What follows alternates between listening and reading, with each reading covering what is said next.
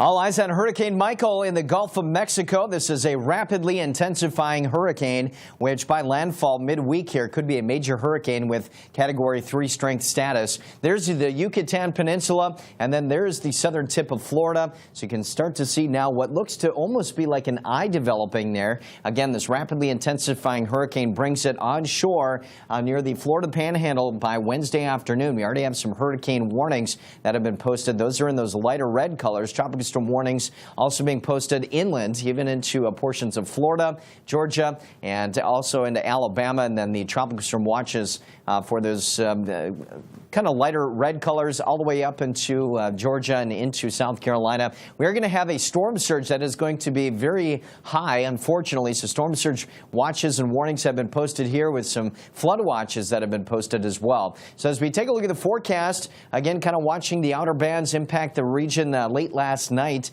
and by early this Tuesday morning, the storm system again continues to lift north at a pretty rapid rate. The intensification process will continue, as I mentioned, prior to landfall Wednesday afternoon. This could be a Category 3 storm with those winds approaching 120 miles per hour, but there it is, and this is going to bring some heavy rain along with it. We could see some 6 to 10 plus inch rainfall tallies, maybe some ice at higher amounts, and some of that heavy rain will be pushed back up into the Carolinas, where they don't need any more rain. We also have Sergio in the eastern Pacific, not as impressive as a storm, but that is going to bring some heavy rain to places in the southern U.S. as we approach this upcoming weekend. Still some snow and high winds across the Intermountain West. Some of the at least the mountain locations, could see some 6 to 12 plus inch tallies there. Also looking at some snow across the Dakotas, far northwestern Minnesota. But we're also tracking some heavy rain, some flood potential across the region, all the way down into Texas as well.